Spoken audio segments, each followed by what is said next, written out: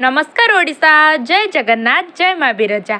आज आम रेसिपी है महाप्रभु जगन्नाथंकर अति प्रियर टंकर तोराणी रेसिपी मुझे सेयार करुँची। आपण मानक तार स्टोरी जाना कि नहीं मुझे जानी।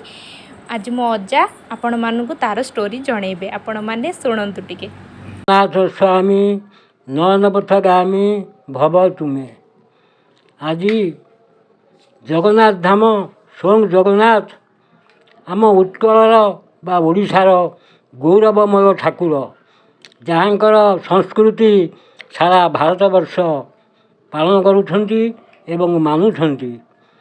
आज मन पड़े गोटे कथा, एभली ठाकुर विश्व नाहांती। भक्त पाई कांची अभियान करथिले। जेतेबेले राजा पुरुषोत्तम देव कांची अभियान करथिले, कांची रे परास्त होई जगन्नाथ धाम को आसी पहुँची एवं जगन्नाथ को दुख जनाई। स्वयं जगन्नाथ धला कला घोड़ा चढ़ी कांची अभिमुखे यात्रा करथिले। बाटरे शोष हेबारु माणिक गौरुणी दही पी पैसा नथिबारु निजर स्वर्ण मृत्तिका देइथिले एवं कहिथिले पछरे राजा आसुछंती, ए स्वर्ण मृत्तिका देखई तांको ठारू पैसा नब।